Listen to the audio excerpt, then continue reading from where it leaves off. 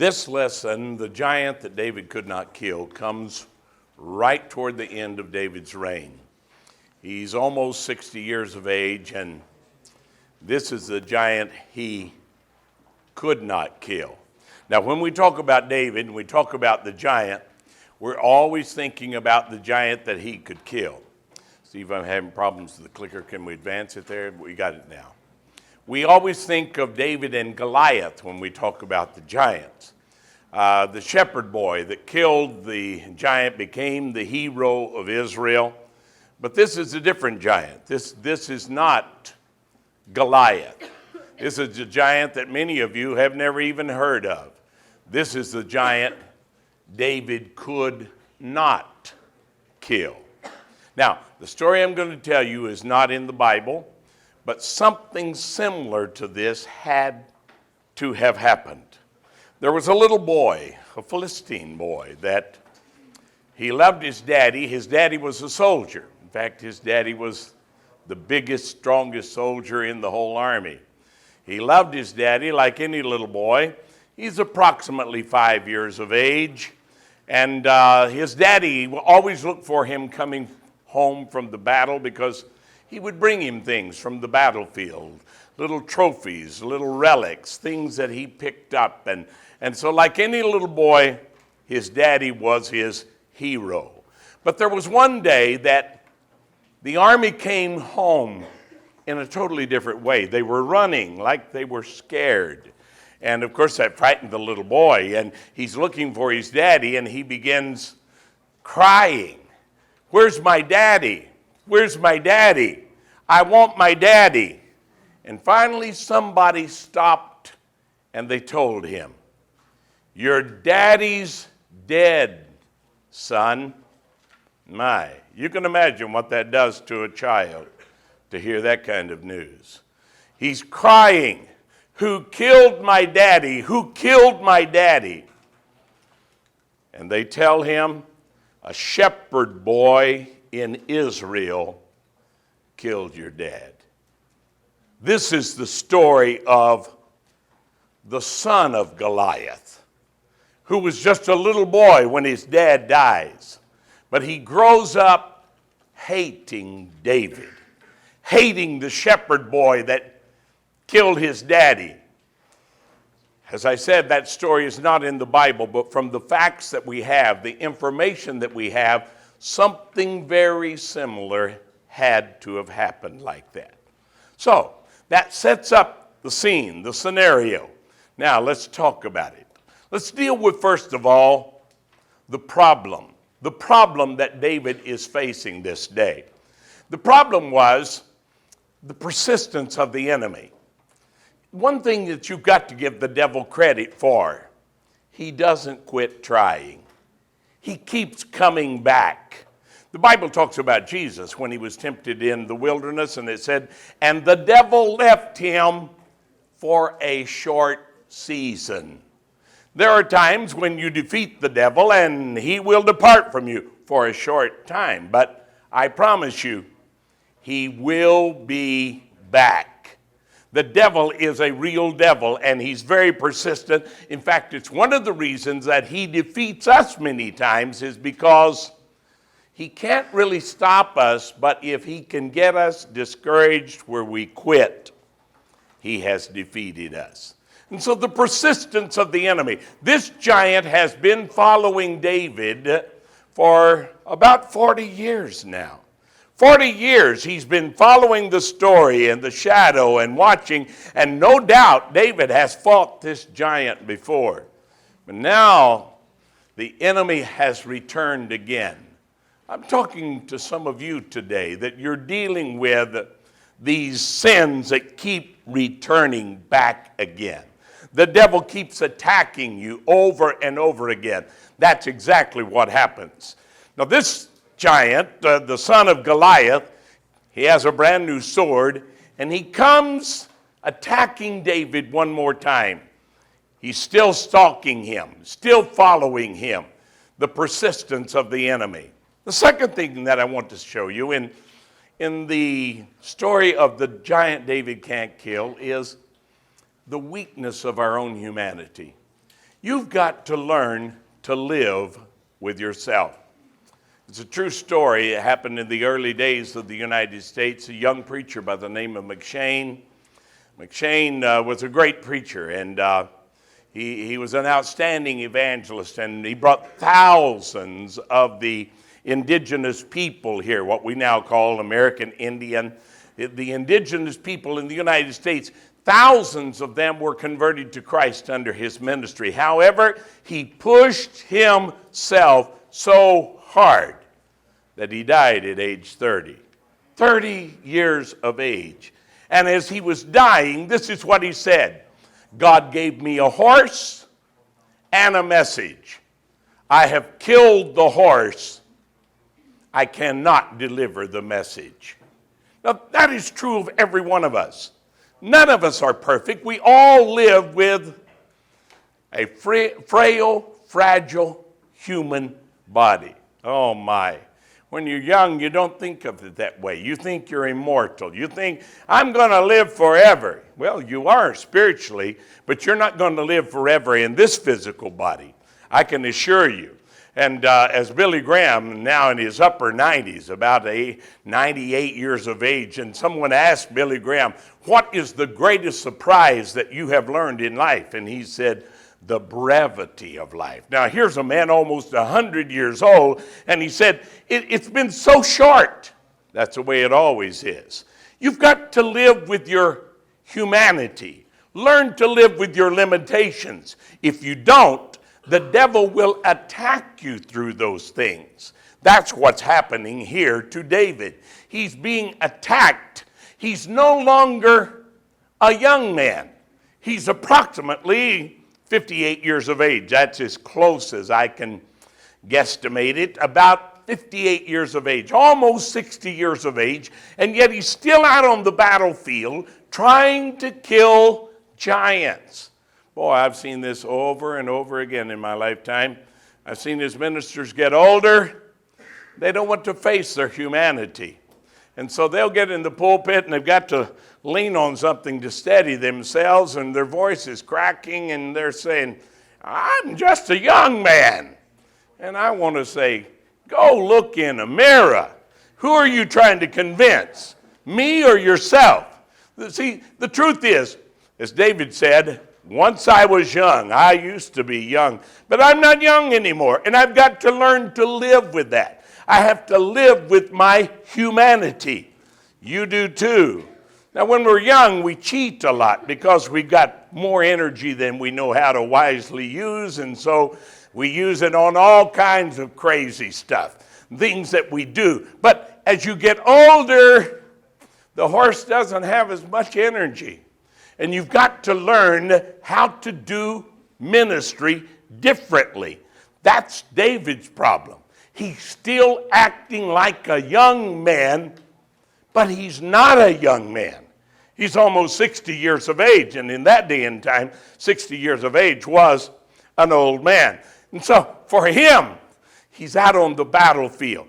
The weakness of his humanity. David becomes exhausted on the battlefield. That's a very dangerous thing. When you become exhausted on the battlefield, it makes you vulnerable for the attacks of the enemy. Now listen, and listen very carefully, because I'm speaking from personal experience. The greatest temptations that I have had in my life have come when I was exhausted. Exhausted. When I had spent myself, I didn't have anything left to resist, to fight.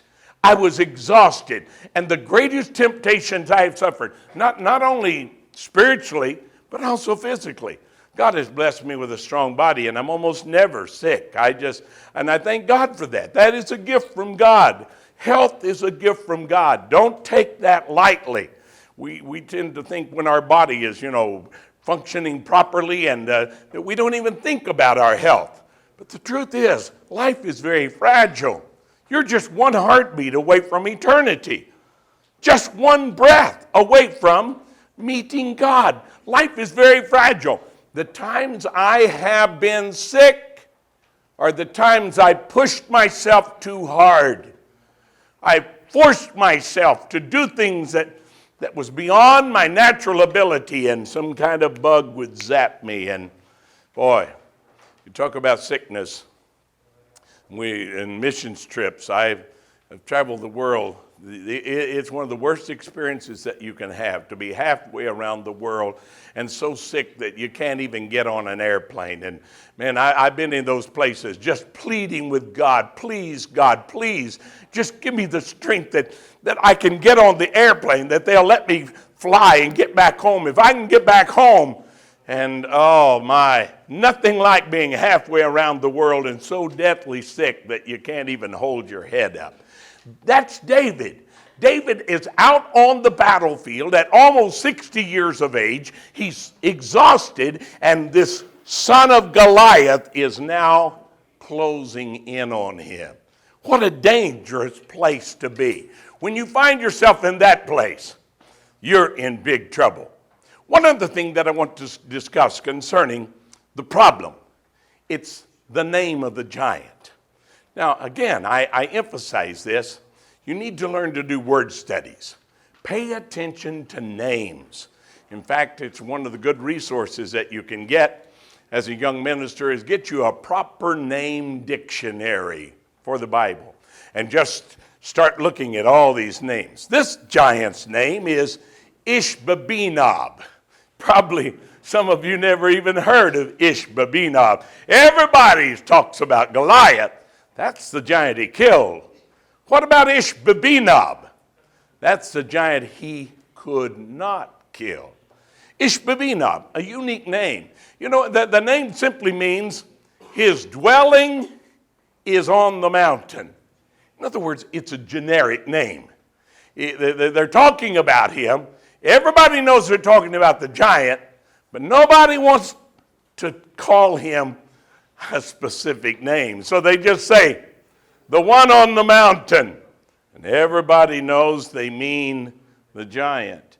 But I believe that God did that as well, because by not naming the giant, it leaves it open in every one of our lives.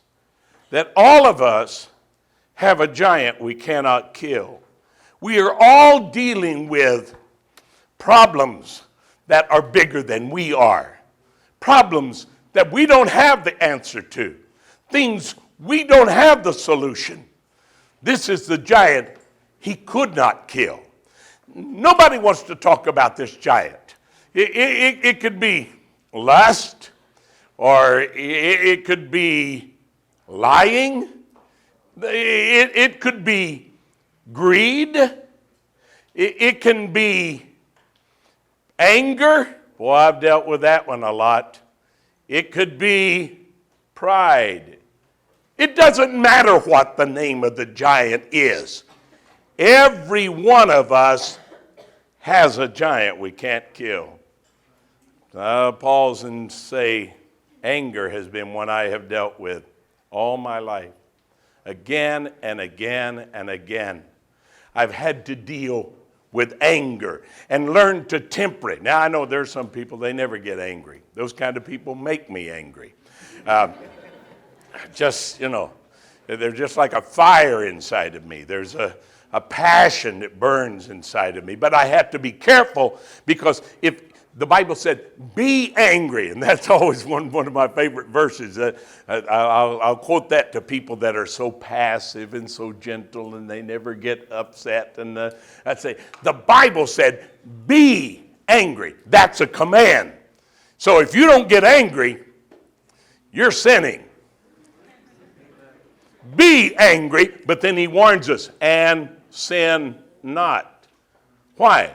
Because when you're angry, you are tempted to go too far, to cross across the line that doesn't belong to us, to begin to play God, try to take things in your own hands. Vengeance belongs to the Lord.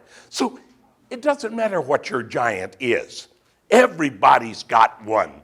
If it's fear, you just start naming the different giants. But this is a giant that David has attacked before, and no doubt defeated this giant.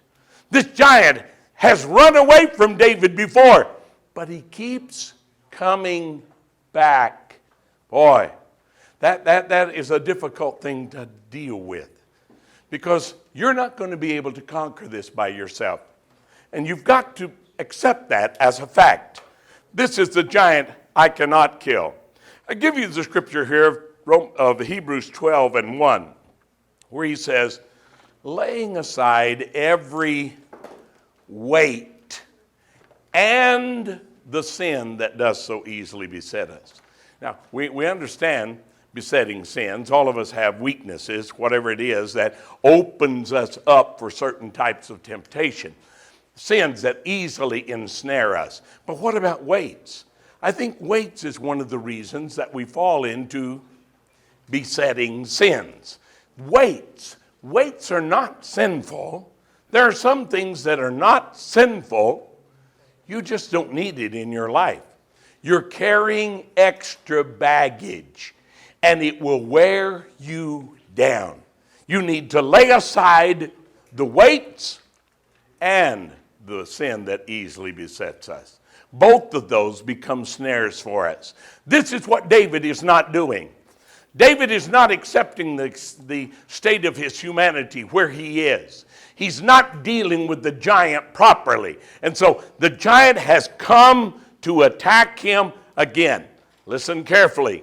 The devil will be back. He'll be back in your life. He'll be back in my life. He will return again and again until he is destroyed. But you can't destroy him by yourself. You've got to find an answer, a solution to your problem. So let's talk about the solution. What is the solution? David is in trouble. The giant is ready to kill him. What is the solution to David's problem? David cannot defeat the giant alone. This time the giant is about to kill David. And if it had not been for David's men, that's exactly what would have happened. Here's the first thing I see. The Bible said Abishai. Abishai is the brother of Joab, David's general. Abishai, his nephew, his sister's son, it said he surrounded David. What does that word mean? He surrounded him. It meant that the giant's not fighting with Abishai, but Abishai picks up David's fight. And he is standing between David and the giant. So the giant moves to another position to attack him. Abishai moves. He's continually surrounding David. He's standing between David and the giant. Thank God for Abishai. If it had not been for Abishai, David would have been dead. He's exhausted. He can't even lift his sword to fight. He is exhausted, and the giant is closing in. It's Abishai that surrounds him. He comes to David's aid. He becomes what we call David's armor bearer. He picks up the fight for David and begins to fight on his behalf. You need a friend like that in your life. That when you can't fight yourself, when you can't pray, when you come to the point you can't even believe anymore, somebody is there to help you during that time. This is the thing that defeats a lot of Christians. They never find proper relationships with other believers like Abishai. And because they don't, there's no one to help them when the giant comes. I thank God for Abishai. It wasn't Abishai's fight. The giant wasn't attacking Abishai. Abishai started attacking the giant. Oh my, how I thank God for the Abishais in my life that have helped me in those times when I couldn't help myself, that have been there to pray for me when I was to the point I couldn't pray anymore. I was exhausted from the battle, and I couldn't even defend myself, but they were there. They came to me. They surrounded me in love. They believed God when I couldn't believe God. Every one of us needs that. This is one of the reasons why the local church is so important. The local church is like a spiritual family. And I mentioned before, everybody needs a pastor. That is so true. But you not only need a pastor, you also need brothers. You need sisters. You need somebody that loves you enough, they will take up your fight. Somebody that loves you enough that, like Abishai, they will surround you and protect you. That is what's going to save David's life in this case. If it was not for Abishai, David's life would have ended that day on the battlefield. Thank God for Abishai. There's something else that the Bible says concerning Abishai. It said he struck the giant and killed him. Again, David couldn't do it, but Abishai can. Now see, God wants all the giants killed, but you can't kill them all yourself. You can't kill them all alone. You're going to need other people that will take up your battle, like Abishai, that will fight for you to help you to be able to defeat the giant. Abishai takes up David's battle, and he comes to David's aid and attacks the giant. Again, the giant is not fighting Abishai. He's not focused on Abishai. Abishai is just someone that's in his way. Someone that it's between him and the man he really wants to kill. We need friends like this. People that love us enough that they will lay down their lives for us. You remember Jesus' prayer when he went into the Garden of Gethsemane and he turned to Peter, James, and John and he said, pray with me, watch with me for 1 hour. If Jesus needed that, how much more you and I need that? We need people that will surround us, that will help us believe God, that will agree with us in prayer. The Bible is very clear about this. 2 are stronger than 1. A threefold cord is not easily broken. God never intended for us to be loners. God never intended for us to fight the giants alone. See, we're just soldiers, not some kind of heroes trying to stand out by ourselves. It's been proven over and over again in the sports arena that a team that works together as a team is always stronger than a team that's got a superstar on it. Some teams focus on that. They want just to focus on the star. He's going to lead this team. But unless a team works together, the winningest coach in college football was a coach by the name of Wooden. And Wooden had a saying that he said over and over. He says, the guy that puts the ball through the hoop has 10 hands. What did he mean? He meant there's 5 players out on the floor, 2 hands each. That equals 10 hands. We're going to win this game together, playing as a team rather than trying to do it by ourselves. Now, that's what David has got to learn. He has to learn, I can't do this. I've got to have a team to help me do it. The same is true in your life. The things that God has called you to do, he never wanted you to do it alone. He never expected you to do it alone.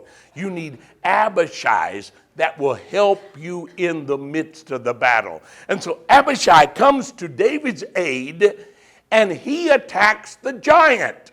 The giant is focused on David. And while he's focused on David, he's distracted from Abishai. That's a good opportunity for Abishai. He took advantage of it. While the giant is not paying attention to him, he smites him and kills him.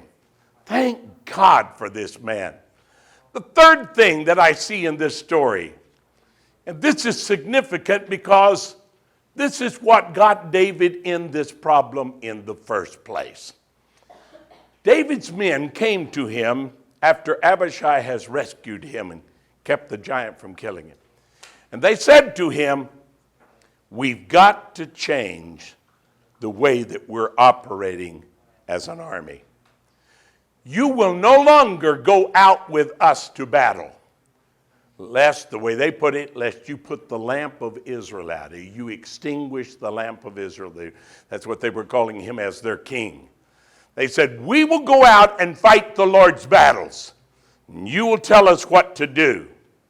But you're not going to go out with us on the battlefield anymore.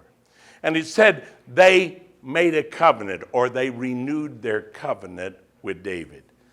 Now, this is what I have discovered in leadership. In leadership, you have to reinvent yourself. And by that I mean, you cannot continue to operate like you used to operate. You have to do things differently.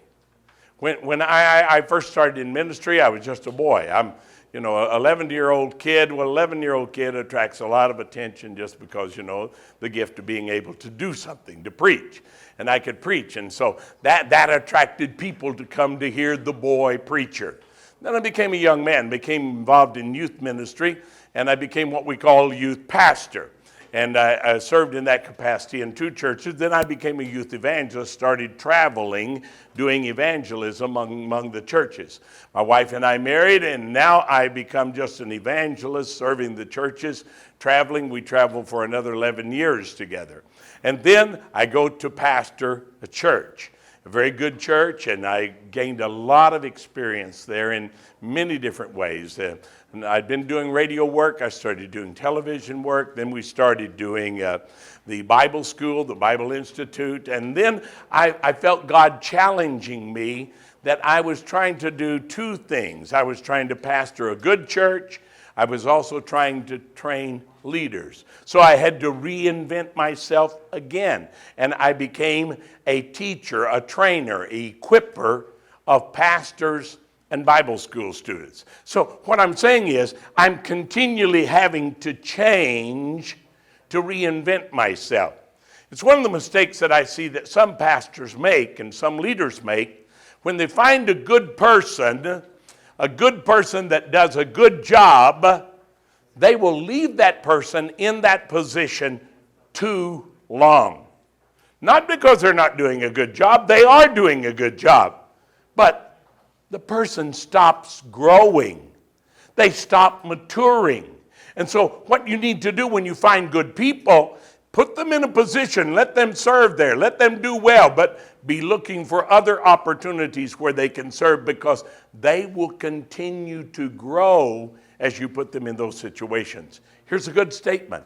The reason some people end up in the wrong place is because they stayed in the right place too long. Let me repeat that. That's an excellent statement.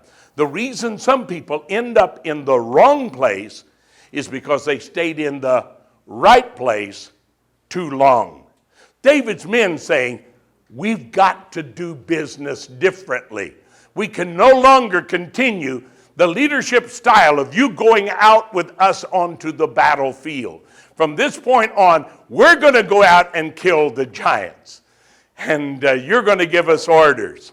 As someone has said, old men for counsel, young men for war. There's truth in that statement. Now, giving up killing giants is one of the last things leaders want to do.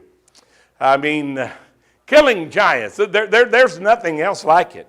The adrenaline rush that comes when you cut the giant's head off and you stand there with a bloody sword in one hand and a giant's head in the other. I tell you, that is really living for a leader, to be in that position. Leaders don't like to give that up because they miss the joy of the conquest. There's just something that is wonderful about that experience, so they don't like to give it up. However, if you stay in the right place too long, it becomes the wrong place. What do you have to learn to do? You have to learn to celebrate your son's victories. That's what David should have been doing. He needs to change the way he thinks. Stop thinking like a young warrior and start thinking like a father. Boy, that's reinventing yourself. David is thinking like the young warrior. So he wants to go out on the battlefield and kill the giants. See, when you're out on the battlefield and you're killing the giants, the ladies are singing their songs about you. Leaders like that. They enjoy that. It's just something about the celebration that, that is very special. But what you've got to do is to recognize this is not about me. It's about God and about God's kingdom. It doesn't matter if I kill the giant or you kill the giant. What matters is the giant is dead. That's what's important. And you've got to accept the fact you cannot kill all the giants alone, by yourself. That never was God's will. And so he assigns these things, gives them to us that we have to learn to share with others. David is going to have to learn how to do that. And to allow his, let's call them spiritual sons, to allow those that are following him to become giant killers. One other thing that I want to say concerning this. King Saul never killed the giant. Leaders set the standard. Everything rises or falls with leadership. You cannot go beyond your leader without becoming the leader. I've seen this. It's one of the biggest problems that we have in churches today. I've seen where you have a father that is so great, his sons are always standing in his shadow. Many of them, they don't honor him for the, it's what we call the short man syndrome. They became, very unhappy, very restless because they can never preach as good as he does. They can never lead as good as, and so they constantly comparing themselves with him. The Bible said that is not wise. Don't do that. God's not comparing yourself with anyone. Be yourself. Be your best for God. That's all that matters. But then the second problem I see is when sons outgrow their fathers. Boy, I've seen some fathers that can't handle that. Saul never killed a giant. Therefore, none of his men became giant killers. David killed his giant, Goliath. And because he killed Goliath, his men also become giant killers. See, this is what they call the law of the lid. This is true. I've read the experiments that they've done. Do you realize you can train a flea? You know what a flea is? The little bug that bites cats and dogs and just a little blood-sucking animal that loves animals because it bites them. And that little flea, and the way that they usually transport themselves is by hopping, by jumping. And they can jump from one animal to the next animal. They're good at hopping. But you can train a flea. Use this bottle as an illustration here. That you can put fleas in the bottle and put a lid on it. And particularly if it's a metal lid, you can hear the flea. When he jumps, he'll hit that lid. Ping. And he'll jump again. Ping. He's hitting the lid as he tries to jump out of the bottle. Just leave him in the bottle for a while. Leave him there until you stop hearing him ping as he hits the lid. When that happens, you can take the lid off the bottle. He will jump up to the top, but he'll never jump high enough to get out. Why? You've trained him. You've trained him. I can't jump any higher than that. If I do, I'll hit the lid. It's what we call the law of the lid. Leaders set that. And when the leader sets the law of the lid, Goliath was killed by David, but Saul never killed any giants. The scripture ends saying in the book of 2 Samuel, these four were born to the giant in Gath, and they fell by the hand of David and by the hand of his servants. David didn't do it alone. God wants all the giants to be killed, but you can't do it by yourself. You've got to let your sons help you kill the giants.